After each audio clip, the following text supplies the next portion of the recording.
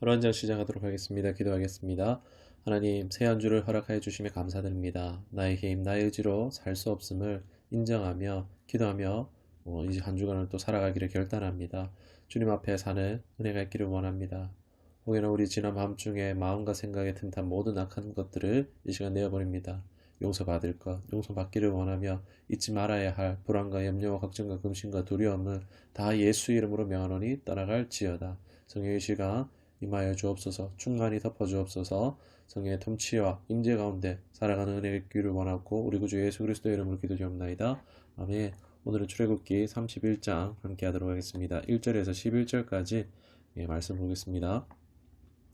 여호와께서 모세에게 말씀하여 이르시되 내가 유다 지파 후레 자손이요 우리의 아들인 부살레를 지명하여 부르고 하나님의 영을 그에게 충만하게 하여 지혜와 총명과 지식과 여러 가지 재주로 정교한 일을 연구하여 금과 은과 노수로 만들게 하며 보석을 깎아 물리며 여러 가지 기술로 나무를 새게 만들게 하리라. 내가 또 단지파 아이사막의 아들 오홀리압을 세워 그와 함께 하게 하며 지혜로운 마음이 있는 모든 자에게 내가 지혜를 주어 그들이 내가 내게 명령한 것을 다 만들게 할지니 곧 해막과 증거계와 그 위에 속죄소와 해막의 모든 기구와 상과 그 기구와 순금 등잔대와 그 모든 기구와 분향단과 번제단과 그 모든 기구와 물두멍과 그 받침과 제사장직을 행할 때 입는 정교하게 짠 의복 곧 제사장 아론의 성의와 그의 아들들의 옷과 관유와 성소의 향기로운 향이라 무릇 내가 내게 명령한 대로 그들이 만들지니라. 아멘.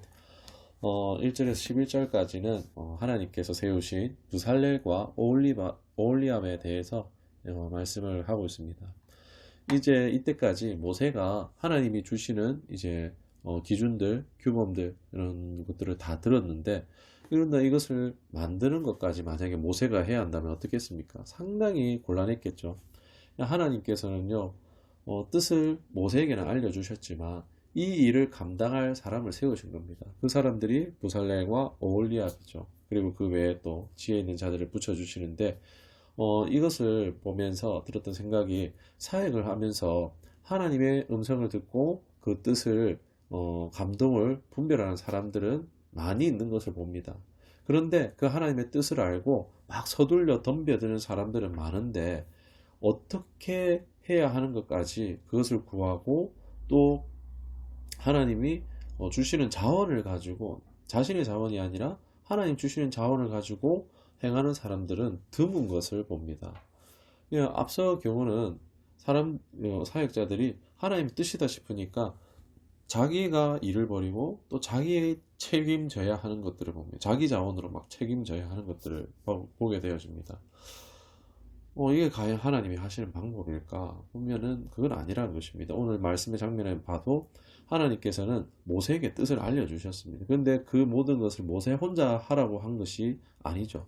바로 이스라엘에 하나님께서 원하시는 이런 규정들이 있지만은 이것을 홀로 이렇게 모세 혼자 감당하라는 것이 아니라 하나님께서는 그것을 행할 수 있는 환경과 여건도 준비하시는 하나님이심을 발견할 수가 있습니다. 우리는 이 사실을 잊지 말아야 됩니다. 하나님 부살레를 세우시면서 하나님의 영으로 가득 채우셔서 지혜와 총명과 지식을 주시고 또 하나님의 일을 맡기실 때 이렇게 필요한 능력들을 다 주시는 것을 볼 수 있습니다. 재능, 재주, 솜씨, 기술, 능력을 더하시는 것을 볼 수 있습니다. 귀한 하나님의 성소의 도구를 만드는 것이기 때문에 이를 사람이 할 수 있는 능력을 또 벗어난 부분들은 하나님 이것을 완수할 또 능력들을 주시고 그러한 사람들을 세워 가시는 것입니다. 오홀리압은 또 추가로 또 지명하셔서 부살렐과 함께 또 여러 방면의 기술자들과 모아서 할 일을 주십니다. 하나님은 혼자서 다 하시지도 않으시고 또 우리에게 완전 다 맡기지도 않으십니다. 함께 연합하여서 걸작품을 이뤄가십니다. 뜻을 주세요. 그런데 실제적으로 막 일하는 사람들은 사람 같지만 그러나 그 사람들도 충분히 능력이 있는 사람들이 아니라는 거예요. 그러면 그 능력이 어디서 오느냐? 하나님께서 베풀어 주신다는 거예요. 우리는 그 배역을 잘 그냥 감당하면 되는 겁니다. 내가 그곳에 있으면 하나님께 집중하고 있으면 하나님께서 그것을 또 감당할 능력도 주신다는 것입니다. 우리가 해야 될 것은 막 하나님이 사역을 맡기시면은 내가 그걸 잘 할 수 있을까? 아, 그걸 위해서 내가 열심히 해야지. 이걸 준비해야 되지 않을까가 아니라 하나님이 나를 부르실 때에 순종하는 그것이 충분하다는 것입니다. 하나님은 인간이 홀로 막 있는 것을 또 발견한 것이 독처하는 거 하나님, 아담의 독처하는 걸 기뻐하지 않으신 것처럼 인간 혼자서 어떠한 사람 혼자서 막 힘들어하는 것을 기뻐하지 않으신다라는 거예요. 앞서 이드로를 보내주셔서 일들을 분배하게 했던 것처럼 하나님은요 사람 혼자 잘나가지고 막 일하는 거 그런 거 기뻐하지 않으신다는 것입니다. 작은 일도요 하나님은 그 백지장도 맞들게 하시는 하나님이시라는 것입니다. 내 인생 혼자 살면은 어떻습니까? 산을 만나면 산을 들어야 되는 거예요. 그러나 하나님으로 말미암아 함께함으로 산도 백지장이 되게 하시는 기적을 그 기적이 삶이 되게 하시는 것을 경험할 수가 있는 것입니다. 사랑하는 여러분, 우리 인생의 문제들 홀로 껴안고 가지 맙시다. 산과 같은 그 문제 내가 어떻게 다 합니까? 우리가 하나님 앞에서 하나님과 함께 또 하나님 허락하신 이 믿음의 공동체와 함께 나누면서 나아가시기를 주님을 축원합니다. 백지장도 맞들면 낫지 않습니까? 하나님은 함께하는 것을 기뻐하신다는 것을 기억하시면 좋겠습니다. 12절에서 18절까지 말씀입니다.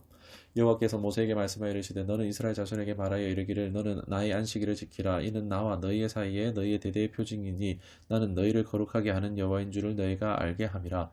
너희는 안식일을 지킬지니 이는 너희에게 거룩한 날이 됨이라. 그 날을 더럽히는 자는 모두 죽일지며 그 날에 일하는 자는 모두 그 백성 중에서 그 생명이 끊어지리라. 엿새 동안은 일할 것이나 일곱째 날은 큰 안식일이니 여호와께서 거룩한 것이라. 안식일에 일하는 자는 누구든지 반드시 죽일지니라. 이같이 이스라엘 자손이 안식일을 지켜서 그것으로 대대로 영원한 언약을 삼을 것이니 이는 나와 이스라엘 자손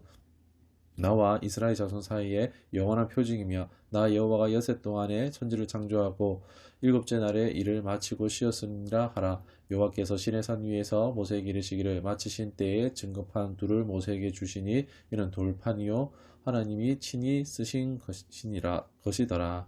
아멘. 이제 안식일에 대한 말씀을 주시는데요. 이제 하나님이 시내산에서 모세에게 주시는 마지막으로 하신 말씀이라고 볼 수 있습니다. 그동안 계속 뭐 예배, 규례 이런 것들에 대한 초점이었다면은 이제 하나님의 초점 완전 바뀌어서 모든 것을 멈추고 쉬는 것에 주목시키십니다. 그 이유가 뭐냐? 가장 큰 이유는요. 이 이스라엘 백성이 세상과의 구별을 하기 위해서라는 것입니다. 이 구별하기 위해서라는 것입니다. 이 세상은 어떻습니까? 먹고 살기 위해서 이 세상에 또 노동에 이런 것들에 노예로 살아가는 것입니다. 그것이 아니라 하나님은요.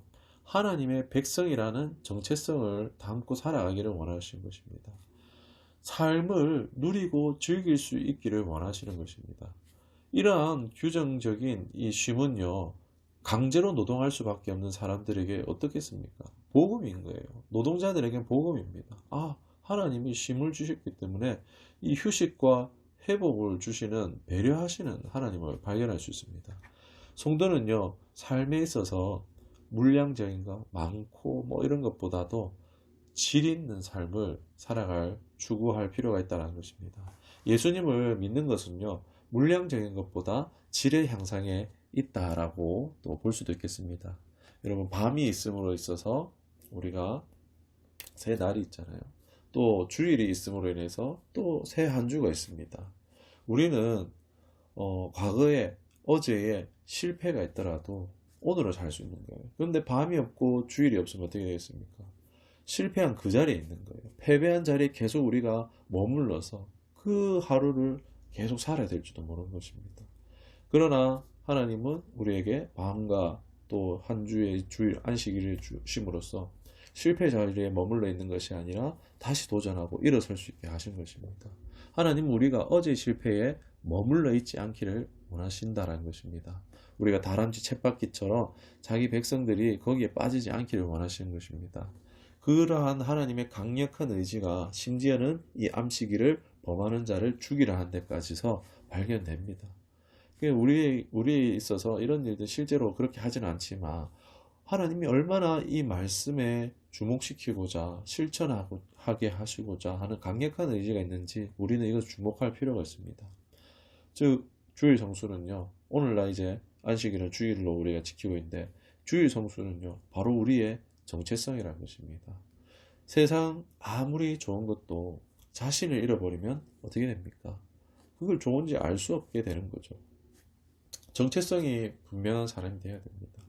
이 정체성이 분명한 사람은요, 세상 어떠한 상황과 상관없이요, 그 사람은 유일하고 특별한 존귀한 존재로 여김을 받는 것입니다. 하나님은요, 어떤 사람을 좋아하겠습니까?